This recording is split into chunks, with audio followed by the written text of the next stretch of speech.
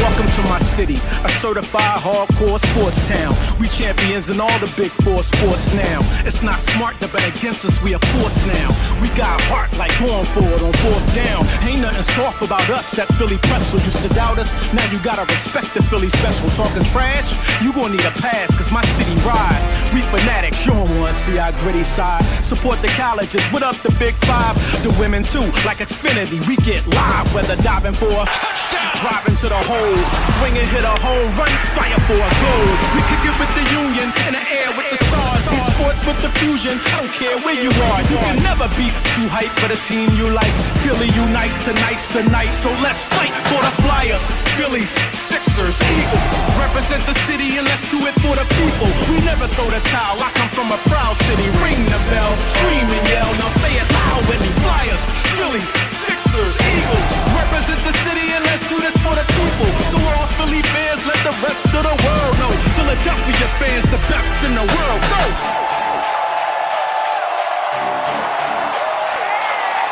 Philadelphia!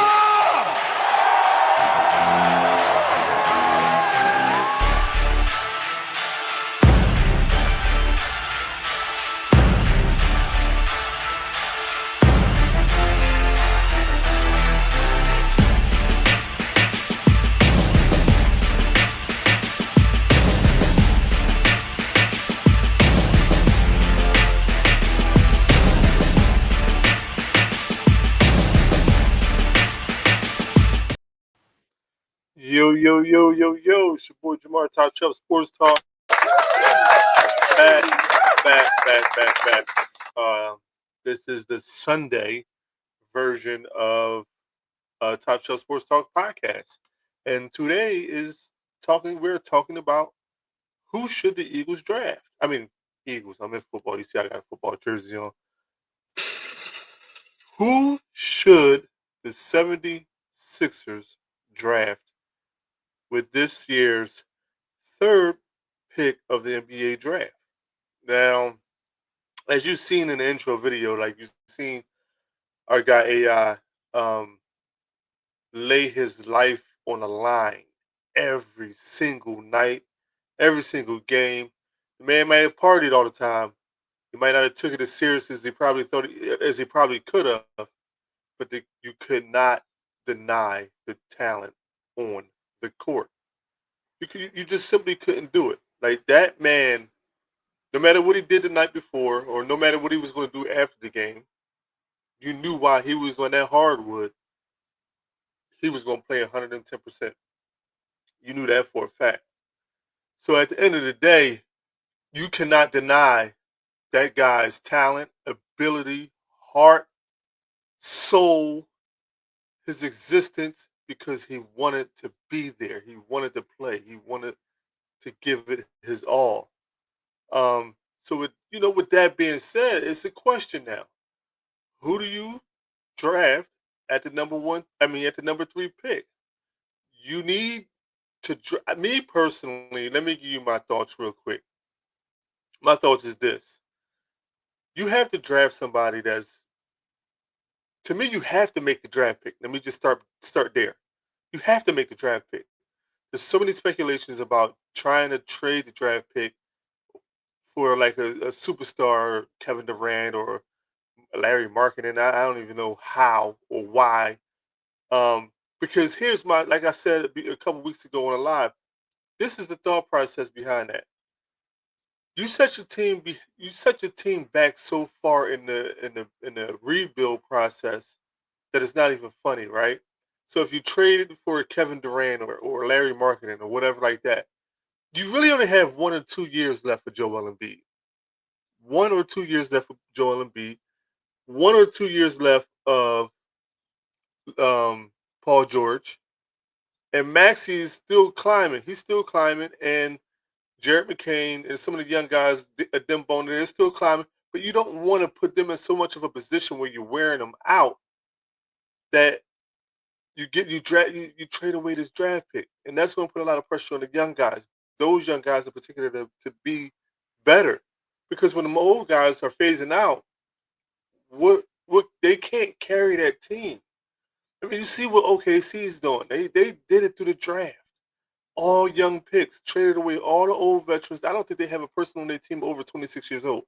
I think Shea Gildress is SGA is 25, 24, 26, something like that.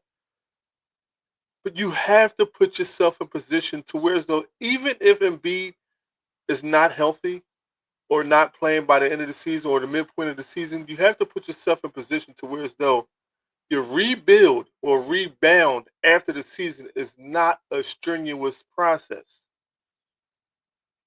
It's not a long process. Meaning, like if Joel Embiid goes, Paul George goes, you still have enough of a young core in Tyrese Maxey, Jared McCain, and whoever else is that third round pick to still keep your team afloat for a year for the next couple years. I went on record by saying by here's my thing, by trade deadline. By trade deadline, if Joel Embiid, if Paul George are not playing all stars type football basketball, then look for whatever deal you can get. Now you will be in desperation mode.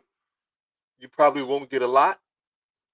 You probably won't get much of anything because no team is really going to put that much stock into a Joel Embiid or Paul George, knowing the injury history that those two guys have. So you're just hoping to offload the contracts, get yourself in financial stability, and try to make your rebuild less stressful. That is the thought process, to make your rebuild less stressful. And at the end of the day, like I said, basketball, especially here in Philly, is a game that we all love. It's hard nosed. We grew up on the hard nosed, the blue collar, the hustle, the bustle, just putting our all into the court. Just about every guy we had, every guy we called our superstar, round man on the rebound, AI, whoever else you can go down the list, Doc, Wilt, you know what I mean? Like you can go down the list. These guys gave effort. The problem what we got now is that too many these guys want to be too pretty, and a lot of and that could affect the draft this year as well because guys' game is not necessarily tailored to be uh constantly getting beat up, constantly going to the hole and getting beat up and on the ground. They're taking 3-point shots and fading away and doing all the stuff that they're doing. They're not looking for the contact. And I know I'm getting into the X's and O's, sorry, of basketball. But what I'm trying to describe is the fact that we at Philadelphia, we need if, like I said, if Embiid is not going to be, and there's a lot of people that's going to watch this video that's going to say Embiid is dumb, trade him, get rid of him. But if Embiid is not going to be a part of this future, we need to go back to that gritty mode of basketball. You heard it in the intro song. You don't want to see our gritty side. Like we need to get back to that. Tyrese Maxey shows glimpses of being an AI when he driving to the hole, he putting his body on the line. Jared McCain is shooter. Like we need somebody that's going to be a wingman that can actually play the wingman spot and be aggressive. We need if Paul George is going to be here, we need Paul George to step his game up. And I don't know if you guys heard when Gillian Waddle was on Podcast P, and Gilly told Paul George, I give you a pass this season. Now I ain't like the answer that Paul George gave, but Gilly said, "Give him a pass. I give you a pass this season." We don't normally have this. Like you're a superstar, bro. You supposed to came in and took it over. We looking for you to do what you did in your past teams, LA, OKC. the Pacers. Like, and he goes on record saying, like, yeah, this is my first year here. I wasn't sure, I wasn't too comfortable with being that vocal point because it wasn't my team. You had Embiid here first, you had Maxey. It was those guys' teams, but bro, you are a vet. You are a vet. If anybody should say something, it should be you first because we all know that Embiid is not that vocal. We all know that Embiid is not that vocal when it comes to putting his team in position to have that hard conversation or coaching them up on the sideline. You very rarely see that guy coaching anybody up on the sideline. Very rarely. So we were looking for you to come in and do that. We were looking for you to step in and do that. And when you didn't do it, it was like, yo, that's why, he even said when he was downtown after the Eagles won the Super Bowl, fans told him, like, man, we got PG, but we might as well have kept Tobias Harris. Yeah. And it's a shot. All due respect to Tobias Harris, but Tobias Harris knows he ain't play his best basketball here in the Sixers uniform. It's no disrespect to that man's game. He's in the NBA for a reason, but he knows that he didn't play the best basketball that he could have played in a Sixers uniform. So it's a shot to Paul George. And I hope he takes that shot and says, you know what? You want me to step up? You want me to be more vocal? You want me to take the team, put it on my back? I got it this year. This is what I'm doing it. I'm gonna be available. Make sure my body's right. Make sure I'm in shape. Make sure my injuries are corrected. And like I told people before, I feel as though now that Embiid has had his knee surgery, he can come into the season 100%. I hope he's working out. Again, I would if I was Daryl Morey or even Josh Harris, I would have put a plan in place for him. I need you working with some of the greats. Get your, you can always improve. And B has good footwork. He has good offense, but you can always improve. I'll see if I can get Shaq on a one-on-one with Embiid, and more or less not just to teach him any fundamentals on rebound, whatever the case may be, to get that mind right. To get that mind right. That's why I would do that. To get that mind right. Because we all know Embiid's mind ain't right. We know his mind ain't where it's supposed to be if you want to be a winner in this league. If you want to be a winner in this league, we know Embiid's mind ain't right. And that's a problem. That is one of the biggest problems we have because Embiid has lost so much in his career, like in terms of winning and losing. And then not even to mention the injuries. The injuries play a factor in your mindset and your thought process and how you think and how you approach the game. But he has lost wins and losses over his career so much that his mind is not used to winning. And you got to change that. You got to fix that if you want to compete and be a winner in this league. Shaq won what? 4 championships. Was one of the most dominant centers in his era. And Embiid is one of the most dominant centers in his era. He just doesn't play like it. He just doesn't act like it. He just doesn't show it. And not in play, but in mental. Because everybody will say, well, what you mean? His season, he averaged 30 something points and 10 rebounds, 10, 15. Cool, that's all good. It didn't get us past the second round. It didn't get us past the second round. Here's my question, right? For anybody that would defend Embiid, I know a lot of people that listen to me don't really defend him. They want him gone. But if anybody would defend him, why is he texting Tyrese Halliburton in I think it was the semifinals to be more aggressive? Why is he texting Tyrese Halliburton that? I'm not saying that you can't be friends with people. I'm not saying none of that. I'm not saying you can't have a homie in the league that you want to see do good and this, that, third.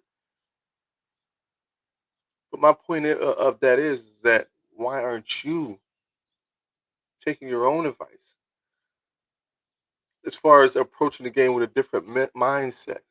Not with your ability, with your mindset. Now, again, like this video is supposed to be about who are the 76ers going to draft. I'm going to be upfront and honest with a lot of you guys or all of you guys that watch this.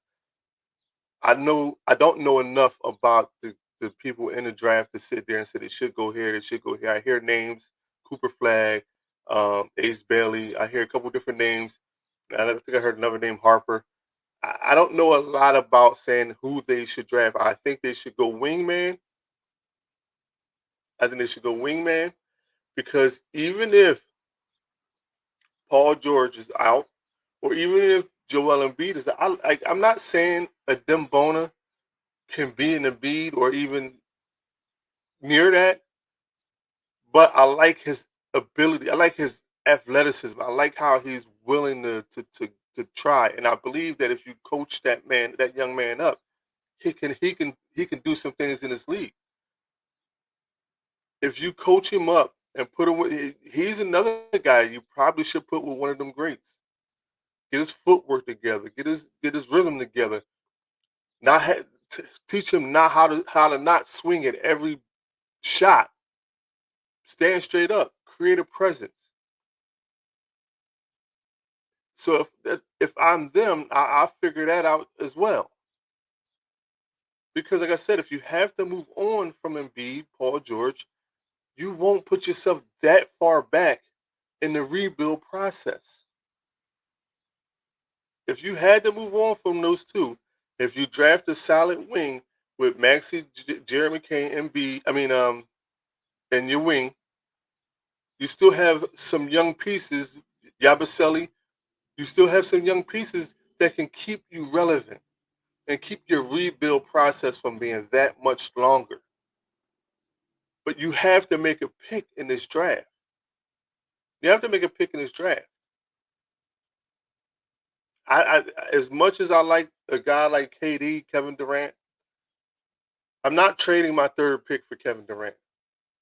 I'm just not doing it. Do I think Kevin Durant can come into this organization and possibly have us competing on a high level? Hell yeah, yeah, he's KD. I mean, yeah, we didn't really see it much in Phoenix, but they had other issues there. But I think that if there's another way to get KD, a different, I don't know how that may be. If there's another way, trade Paul George, somebody like that to get KD, but you got to ask yourself, why would they trade for Paul George with that contract? Especially if they're trying to shed money. They most likely wouldn't take that contract on. So if there's another way to make it work, yes, fine. By all means, do it. But I'm not doing it by trading my number 3 pick. So at the end of the day, we have to figure out.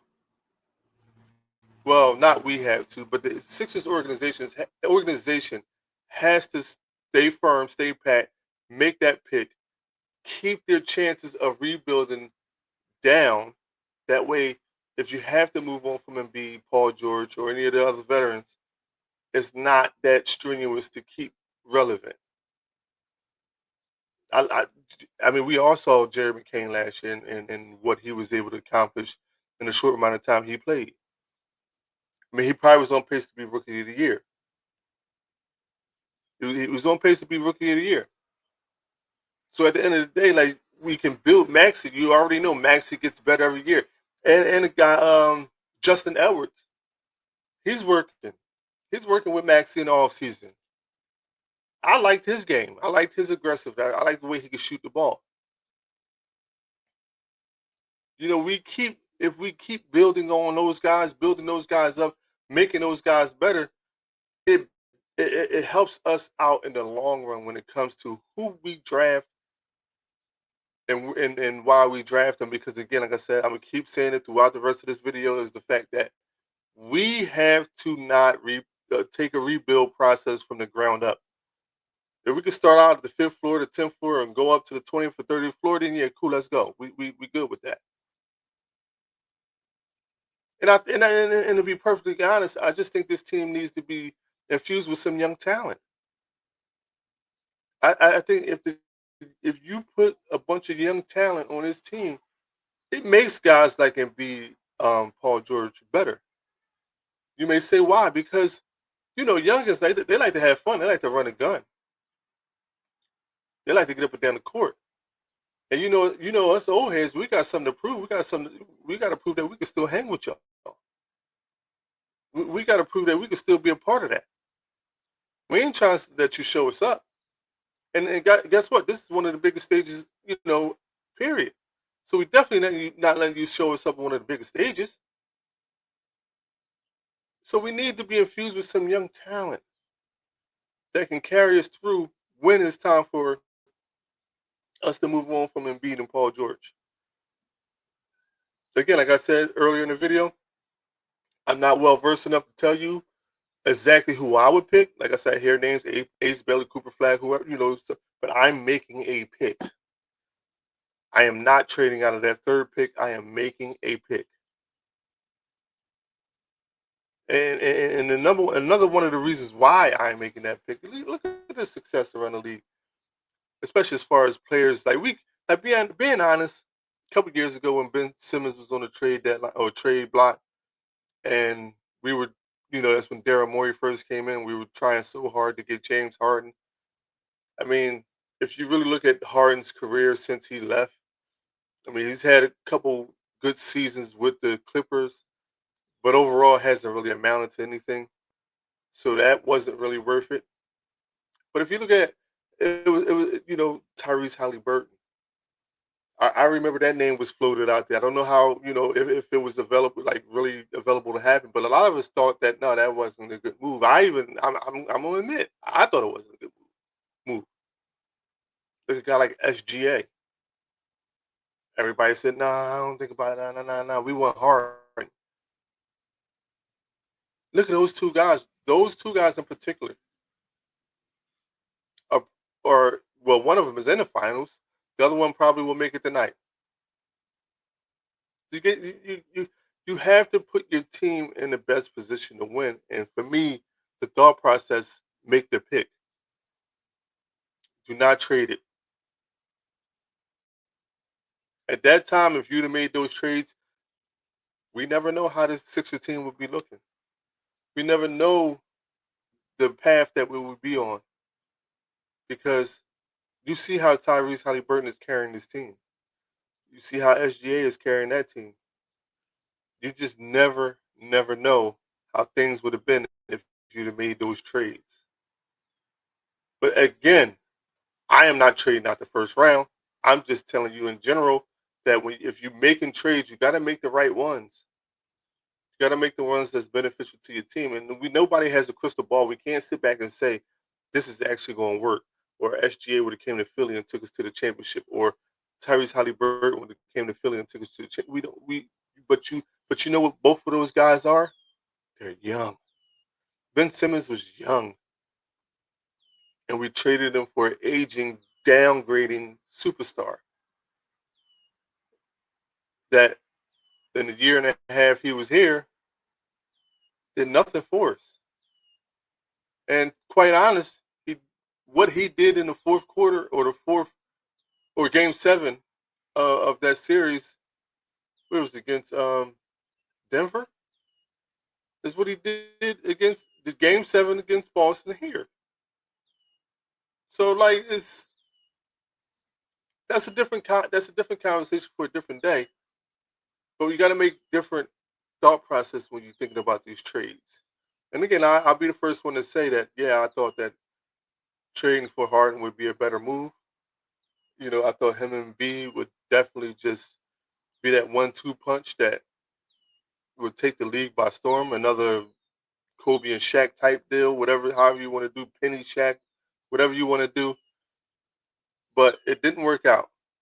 So again, like I said, instead of making a trade for a KD with the third pick, you make a pick, you make a selection. that can help that team be young. And if they have to start a rebuild process, the rebuild process doesn't have to start from the basement. It doesn't have to start from the basement. But again, that's just my thoughts on what I think should happen with the 76ers organization.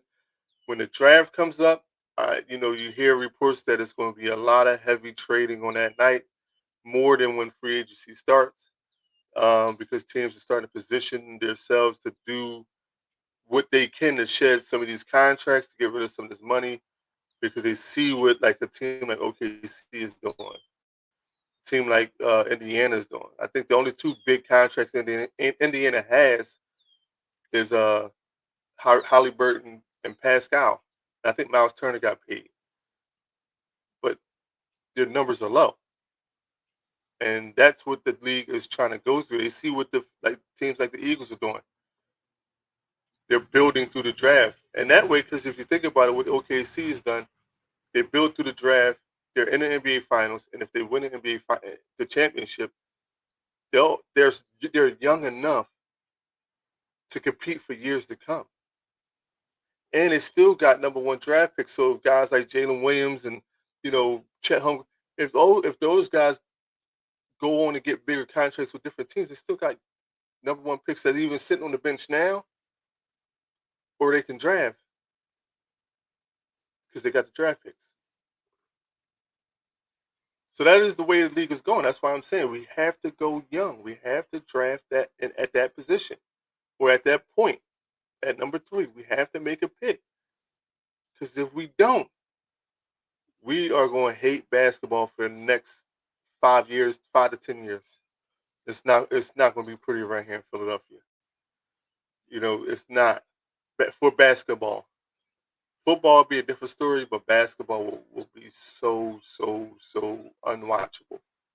And it'd be a shame because you'd be sitting there watching a guy like Tyrese Maxey and Jeremy Kane get her all and not really succeed or do anything, good with the efforts that they're putting out there on the court.